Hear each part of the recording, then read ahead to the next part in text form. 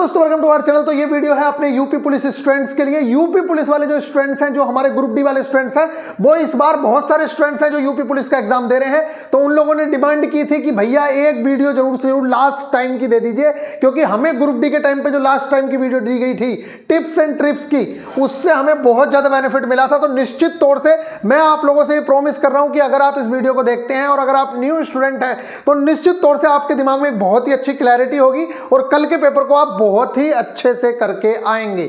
फिलहाल last time tips and tricks में मेरी सबसे इंपॉर्टेंट जो चीज है वो आप सभी लोगों के लिए ये है। सबसे पहले तो चलो बेस्ट ऑफ लक है सभी लोगों को, अच्छे से आप पेपर दे के आइए। और ये जो पेपर है बहुत ज्यादा डिफिकल्ट ना पहले कभी था ना इस बार है, क्योंकि 2 बार पेपर मैं भी क्वालिफाई कर चुका हूं और वो भी बिना पढ़े। आप लोगों ने तो बहुत अच्छे से तैयारी की है तो आप बहुत अच्छे से निकाल सकते हैं। मैं रेलवे की तैयारी करता था, बस मुंह उठा के जाके पेपर दे के आए हैं और बहुत ही बेहतरीन तरीके से हम लोगों ने सिलेक्शन लिए हैं, बहुत अच्छे मार्क्स के साथ। एक बार 238 कुछ मार्क्स थे, मतलब बहुत अच्छे मार्क्स के साथ इसमें सिलेक्शंस लिए हैं। तो मैं आप लोगों से कहना चाहूंगा कि ये पेपर डिफिकल्ट नहीं है, बस आप लोगों को चीजें समझनी होंगी।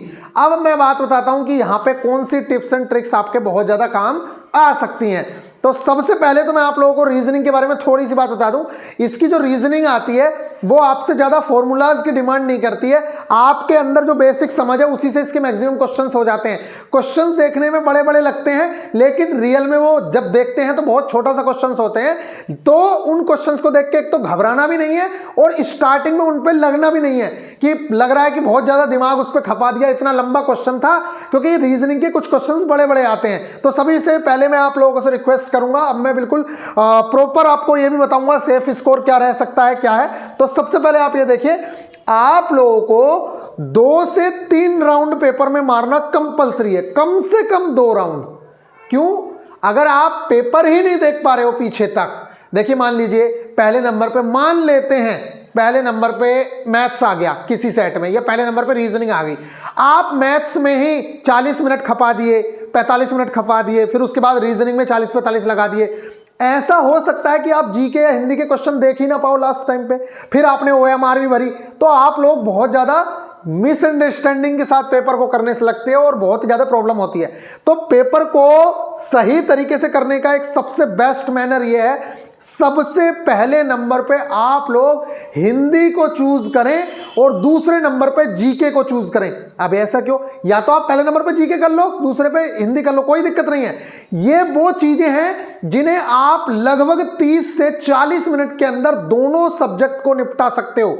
बड़े ही आसानी से 30 मिनट के अंदर इन दोनों सब्जेक्ट को निपटा सकते हो। और करना कैसे, ओएमआर कैसे फिल करनी है? तो सबसे पहले नंबर पे, जैसे मान लेते हैं आपने हिंदी किया, हिंदी मान लेते हैं 37 नंबर की, 37 क्वेश्चंस थे, आपसे पहली बार में 25 क्वेश्चंस हुए। ज्यादा उसमें टाइम भी नहीं खपाना है, जो पहली बार में हो रहा है पहले उन चीजों को करना है। 25 या 28 क्वेश्चंस आपसे पहली बार में हुए, उन 28 के 28 क्वेश्चंस को बिल्कुल देख के ओएमआर में, क्योंकि कई बार क्या होता है आप ऐसा कर देते हो, जैसे मान लो आपने पहला करा, दूसरा आपने किया, पहला क्वेश्चन करा, दूसरा क्वेश्चन करा, तीसरा आपने नहीं किया और ओएमआर में क्रम से भर दिया, तो आपकी सारी ओएमआर सीट गड़बड़ा जाती है, जिससे आप लोगों के मार्क्स आते हुए भी गलत हो जाते हैं। इसलिए ओएमआर का बहुत स्पेशल ध्यान रखना है कि ओएमआर में आपके आंसर्स गलत सेलेक्ट ना हो जाएं। तो अगर आप लोगों ने देखना है सीधा पहले नंबर पे ओएमआर को, पहले पूरे पेपर में आप घूम जाओ हिंदी के पेपर में और फिर पूरे सेट के एक साथ 37 क्वेश्चंस में से, 38 क्वेश्चंस में से जितने क्वेश्चंस आपने किए वो सारे के सारे क्वेश्चन बहुत ध्यान से ओएमआर के अंदर फिल कर दो पूरे। क्योंकि अगर आप एक एक क्वेश्चन फिल करने लगोगे तो बहुत टाइम लगेगा। आप पहले ये सारे के सारे कर लो और फिर उसके बाद उसमें जाओ, फिर अगले सब्जेक्ट पे कूदो, जीके पे, क्योंकि ये वो सब्जेक्ट हैं जिसमें आता है तो ठीक, नहीं आता तो खत्म करो। ये वो वाली चीजें हैं, एक बार में आंसर इसका आ जाएगा। जीके में भी आप लोगों को वही चीजें देखने को मिलेंगी। ऐसा पॉसिबल नहीं है कि 38 के 38 क्वेश्चंस कर लो, मैक्सिमम चीजें 25-28 तक जाएंगी बड़ी मुश्किल से। तो आप अगर पहली बार में 15 या 20 क्वेश्चंस के आंसर दे पा रहे हो तो उन 15 या 20 क्वेश्चंस जो आपके बिल्कुल सही हैं उन क्वेश्चंस के पहले आंसर दे दो और फिर बढ़ो रीजनिंग की तरफ। फिर आप रीजनिंग की तरफ बढ़ो। आप रीजनिंग देखो, जो क्वेश्चंस जल्दी जल्दी बन जा रहे हैं उन क्वेश्चंस को करो, अटको मत। अगर आप पेपर में अटक गए तो आप राउंड नहीं मार पाओगे 2 और आपके दिमाग पे स्ट्रेस रह जाएगा। और जिस बच्चे के दिमाग पे स्ट्रेस रह गया वो जल्दी जल्दी में क्वेश्चंस गलत कर देगा। आप अपने दिमाग को फ्री करिए। और फ्री कैसे होगा आपका दिमाग? फ्री आपका दिमाग तब होगा जब आप जल्दी से जो क्वेश्चंस पहली बार में हो रहे हैं हिंदी में उन क्वेश्चंस को अपनी ओएमआर में भर देंगे, जो क्वेश्चंस पहली बार में जीके में हो रहे हैं वो ओएमआर में भर देंगे, जो क्वेश्चंस रीजनिंग में पहली बार में हो रहे हैं, जरूरी नहीं है मुझे पता है आप वो क्वेश्चन कर लोगे, लेकिन इस क्वेश्चन में 3 मिनट लगेंगे, 6 मिनट लगेंगे, उस क्वेश्चन को अभी मार्क करके छोड़ दो कि मैं करूंगा बाद में, लौटते हुए करूंगा। उस क्वेश्चन को मार्क कर दो, उस पर कोई सिंबल बना दो अपना आर का कि आके करूंगा, या बी का कोई भी सिंबल बना दो कि इस क्वेश्चन को आके करना है मुझे, हो जाएगा लेकिन टाइम लगेगा। ऐसे क्वेश्चंस को अलग से मार्क करके रखो। तो इस तरीके से क्या है, अब रीजनिंग कर ली, क्योंकि रीजनिंग में कुछ क्वेश्चंस बहुत इजी मिलेंगे।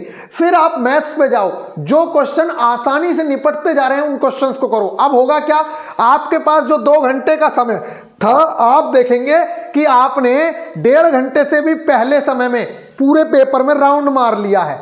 अब जिस बच्चे ने 1.5 घंटे से भी पहले पूरे पेपर में राउंड मार लिया है, अब वो निश्चित तौर से बच्चा हो गया फ्री। उसके माइंड को एक संकेत जाता है कि भाई तुझसे जितना होना था वो तो तूने कर लिया, अब तेरे दिमाग में ये टेंशन नहीं है कि साला ये क्वेश्चन तो बहुत इजी था, मुझसे क्यों नहीं हुआ। ऐसे ना जाने कितने स्टूडेंट होंगे आपके ही बीच के जो बाद में पेपर को देख के रोते हैं कि यार ये क्वेश्चन तो मैंने देखा ही नहीं, यार ये तो मैंने देखा ही नहीं, ऐसा भी क्वेश्चन आया था क्या, ये तो बड़ा ईजी क्वेश्चन है। तो ये वाला रोना आप ना रो। इसलिए मेरा आप लोगों से निवेदन है कि पेपर को, पूरे पेपर को 1.5 घंटे के अंदर जरूर से जरूर देख लेना है।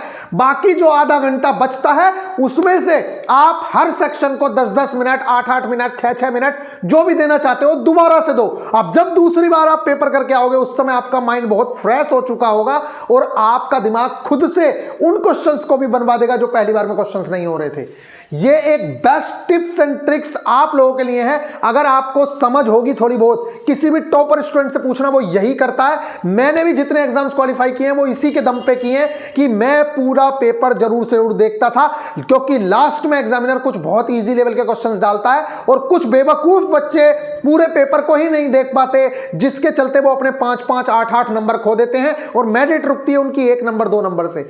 इसलिए मेरा आप लोगों से निवेदन है कि लास्ट तक पेपर जरूर जरूर देखना है। पेपर में 2 से 3 राउंड मारना कंपलसरी है। पहला राउंड स्पीड में जाएंगे, दूसरे राउंड में वो क्वेश्चंस करेंगे जो नहीं हो रहे थे, तीसरे राउंड फिर से पलट के देखेंगे कि कोई क्वेश्चन हो जाए, ठीक है। इस तरीके से आप लोगों को करना है। जरूरी नहीं है 3 राउंड, लेकिन 2 राउंड तो कंपलसरी है। अगर कोई बच्चा अपने पेपर में 2 राउंड नहीं मार रहा है, समझ लो वो बहुत ही बड़ी गलती कर रहा है। ठीक है, कुछ बच्चे सोचते हैं मैं तो एक ही बार में कर लूंगा, वो एक बार के करने के चक्कर में उसके लास्ट में क्वेश्चंस छूट जाते हैं और जब वो मार्किंग करता है तो बहुत सारे क्वेश्चन की मार्किंग गलत कर देता है। इसलिए मैं कह रहा हूं मार्किंग साथ साथ करते चलें। एक सब्जेक्ट कर लो पूरा, मार्क कर लो उस पे पेपर पे, और फिर उसके बाद ओएमआर में मार्किंग कर लो, फिर दूसरा करो, फिर उसकी मार्किंग ओएमआर में कर लो। किसी की देखो मत, किसी के देखने से कुछ नहीं होता है, मार्किंग वार्किंग सब गड़बड़ा जाएगी। अब बात करते हैं ओएमआर फिलिंग।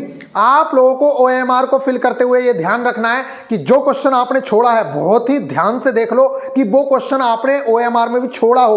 अदरवाइज होगा क्या, एक भी सीक्वेंस बिगड़ी तो सारी की सारी सीक्वेंस बिगड़ जाएगी, जिसके चलते आप अच्छा खासा पेपर करते हुए भी फेल हो जाएंगे। ये काम नहीं करना है। और रोल नंबर, रजिस्ट्रेशन नंबर, जो भी चीजें उसमें भरनी होती हैं बहुत ही आराम से भरनी है, गलती नहीं करनी है, क्योंकि आपकी पूरे साल की मेहनत जा सकती है। 60,000 वैकेंसीज हैं और बहुत ही आसान है इस बार सिलेक्शन लेना। इसके बाद सेफ स्कोर, साइंटिफिक वे में आप तुक्के मार सकते हो।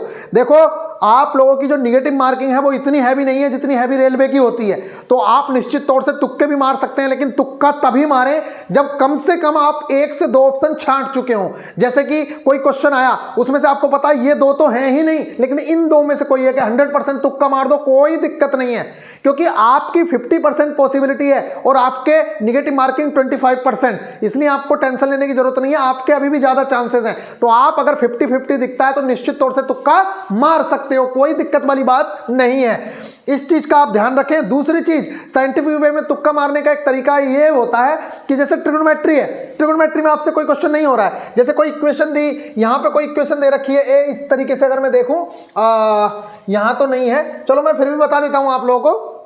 जैसे यहां पे दे रखा है, मान लो ये दे रखा है sin की पावर 34 थीटा प्लस यहां पे cos की पावर 98 थीटा प्लस कुछ और दे रखा है और यहां भी कुछ चीज दे रखी है। अगर आपसे इस टाइप का कोई क्वेश्चन ना हो तो थीटा की कोई भी वैल्यू रख दो, 0 से 90 के बीच की कोई भी वैल्यू रख दो और इसमें जो चीज यहां आंसर में ऑप्शंस में दे रखी है वो आप लोगों को डायरेक्ट मिल जाएगी यहां से। अगर वो भी इस थीटा की वैल्यू में है तो उसमें भी आप आंसर रख दो, इस तरीके से तुक्का मार सकते हो। दूसरी इंपॉर्टेंट चीज, अगर आपको कोई ट्रिग्नोमेट्री का क्वेश्चन देखने को मिले, अगर वो क्वेश्चन जोड़ में है, किस तरीके से, अगर कोई क्वेश्चन जोड़ या घटाव में से है तो उस क्वेश्चन के 0 आंसर आने की मैक्सिमम पॉसिबिलिटी होती है। अगर वही क्वेश्चन भाग या गुणा में है, भाग या गुणा में मतलब ऐसे है sine theta upon cos theta, ऐसे क्वेश्चंस की पॉसिबिलिटी जो है 1 आने की बहुत ज्यादा होती है अगर आप तुक्का मार रहे हैं तब। अगर तुक्का भी मारना है तो आपको साइंटिफिक वे में मारना है, नहीं तो मन नहीं मारना है। ये मैं बस कहना चाह रहा हूं, बाकी आपका मन है। इस तरीके की मेरी चीजें। अब बात करते हैं सेफ स्कोर क्या रह सकता है। तो देखो वैकेंसी है अच्छी खासी, इसलिए आपको घबराने की जरूरत नहीं है। लेकिन फिर भी अगर सोचें तो अगर हिंदी में 37 क्वेश्चंस आ रहे हैं तो देखो टॉपर स्टूडेंट जो है वो 30 से 35 तक का स्कोर करेंगे, 30 से 35 के बीच में गिरेंगे। 37 में भी बहुत अच्छा स्कोर कर लेते हैं वो लोग।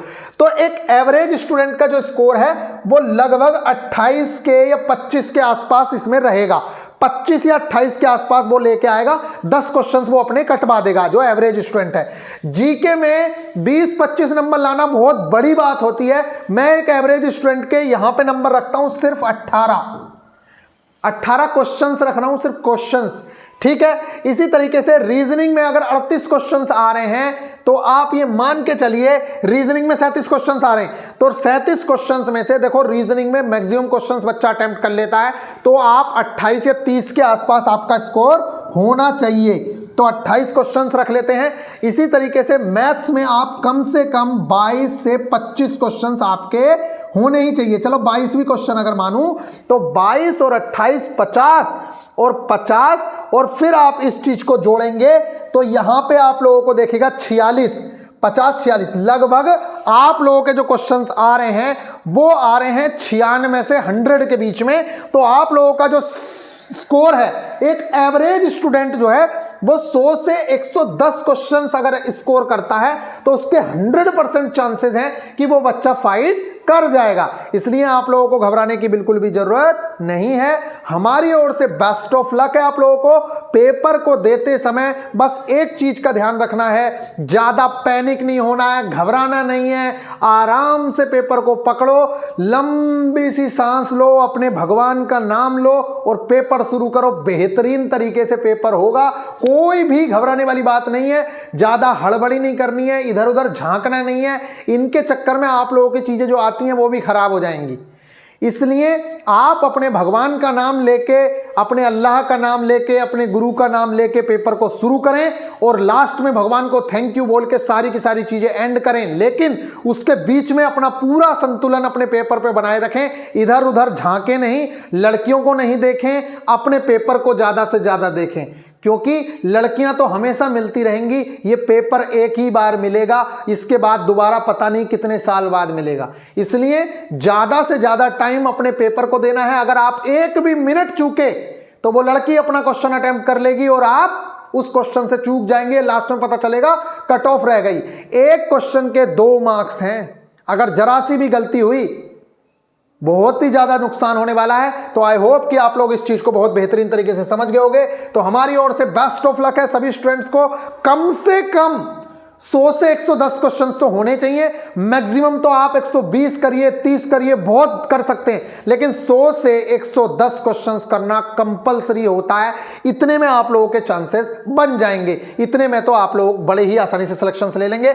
अच्छा, आप लोगों की वजह से रुके हुए हैं कि ये टारगेट्स क्लासेस जो स्टार्ट होनी है यूट्यूब पे भी फ्री ऑफ कॉस्ट, वो आप लोगों की वजह से ही रुकी हुई थी। तो आप जल्दी से पेपर दे के आइए और फिर आप लोगों की ये टारगेट क्लासेस भी स्टार्ट करेंगे। बहुत ही बेहतरीन तरीके से एप्लीकेशन पे भी चीजें स्टार्ट होंगी और यूट्यूब पे भी स्टार्ट होंगी। ALP, technician, JE, group D, ये कॉम्बो आप लोगों का चलने वाला है और आप बहुत ही आसानी से इसके थ्रू 0 to हीरो तक का सफर कर सकते हैं। मिलेंगे नेक्स्ट वीडियो में, ख्याल रखिएगा, टेक केयर।